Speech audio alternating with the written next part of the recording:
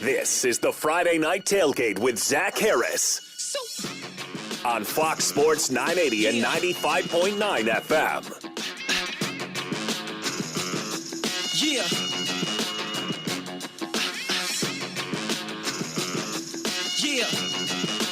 Good evening, everybody. As always, thank you for tuning in. This is the Friday Night Tailgate.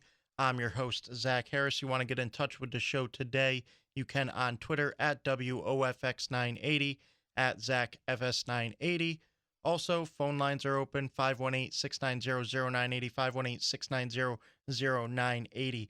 Has been absolutely gorgeous out lately. Had a great weekend last weekend, 3-day weekend, grilled every single day. And one of my favorite things about the Capital Region in this particular time of the year is that there's so many wonderful things to do. So you're outside cooking, you're going to Summer Night Out in Schenectady, Niskayuna Day, the parades.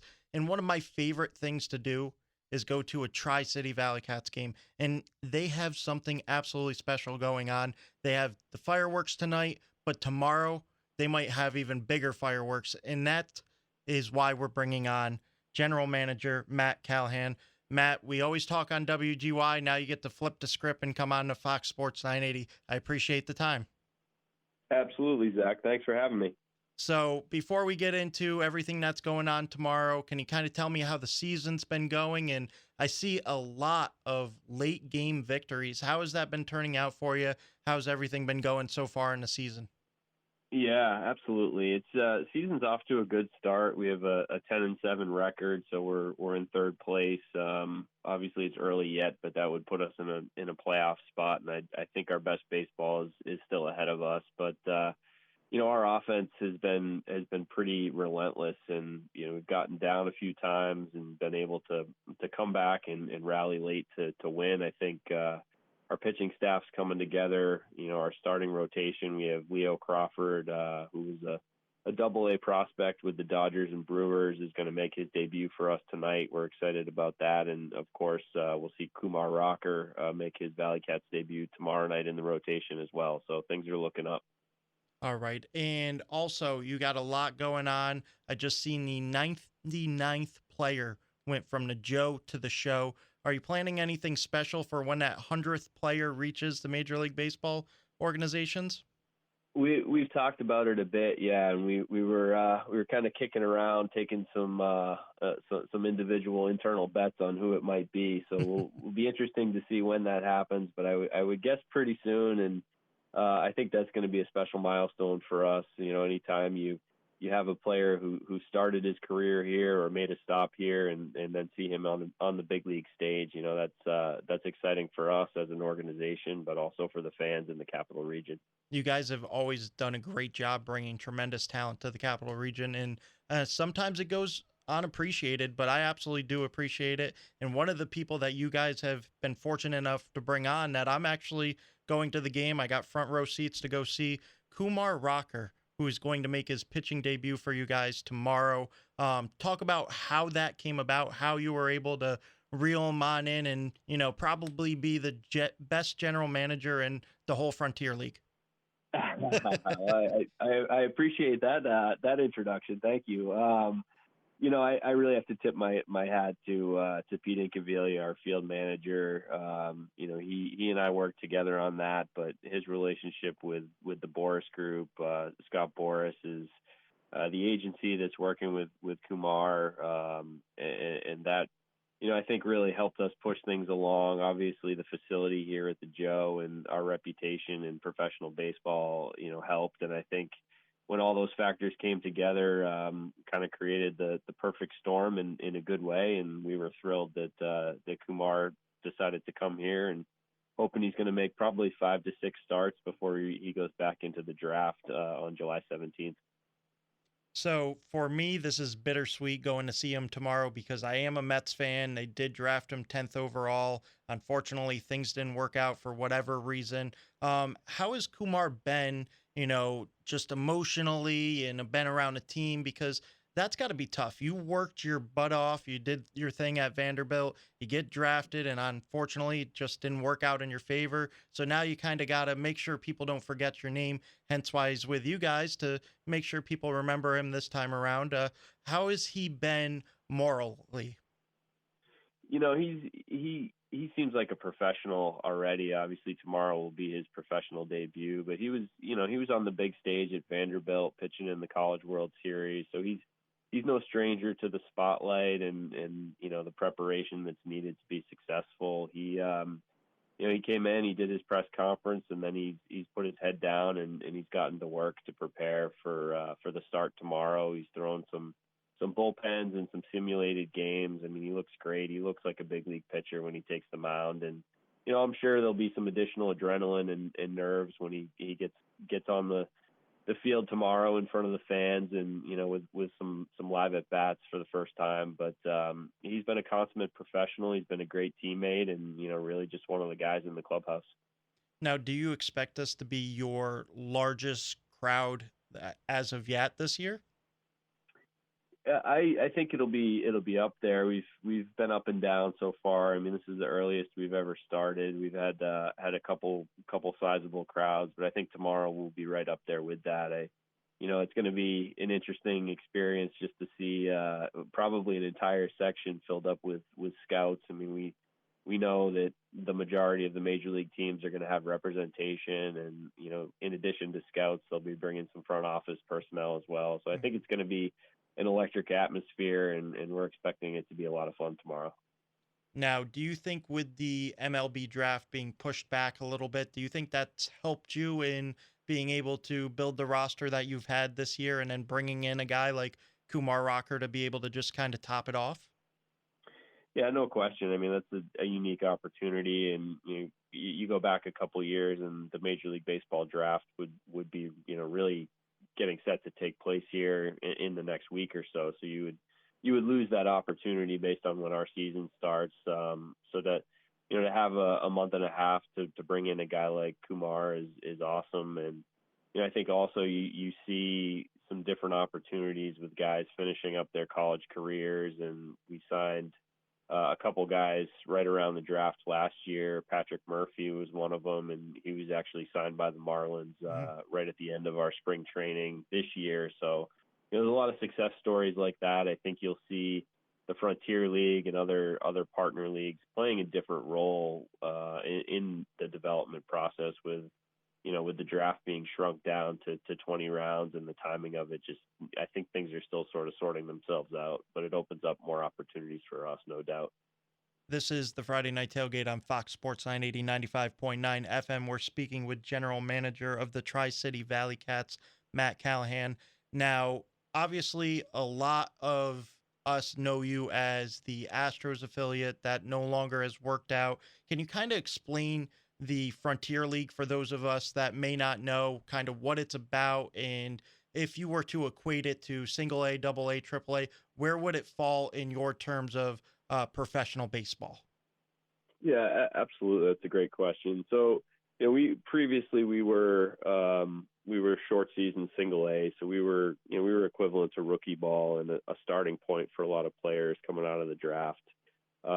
The Frontier League is a Major League Baseball partner league, so we have a relationship with Major League Baseball, but we're essentially independent. Where we were affiliated with the Astros, we are now responsible for basically building our team, running our team, any sort of roster moves and things like that. And for me, I think the overall caliber of play is quite a bit higher than it was in the New York Penn League. Mm-hmm. You don't have as many first round picks that are part of this league and on that sort of upward trajectory, but the overall, I guess, experience level is higher. It's probably somewhere between high A and double A. We have a number of guys that have played double A, triple A, and even a few guys like Willie Garcia and Dennis Phipps who have already played in the big leagues and are still continuing to play at a high level, but looking for an opportunity maybe to get back in at some point. Now, obviously, when you guys were affiliated with the Astros, you can't really control the movement that happens as much with the roster and who's moving up and, who's getting cut and all that other stuff. Now that you're kind of an individual, even though you're partnering with Major League Baseball, it's now really you in charge as well as your front office members to put a team together. Do you think that's made it easier for you or harder for you to put together a team and make them as well as they have been so far this early in the season?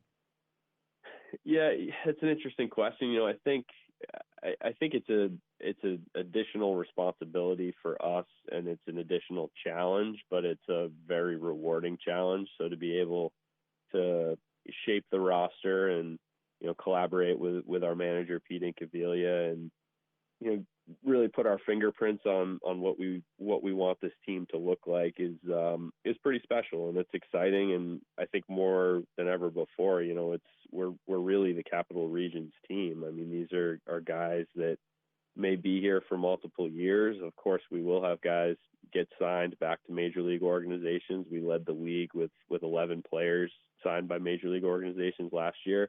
But we also were able to bring back, probably 15 players from last year's roster. And that would never happen when we were affiliated with the Astros. I mean, we would rarely keep a guy for a full season if he was playing well. So I think there's some give and take there, but there's a lot of positives from my perspective.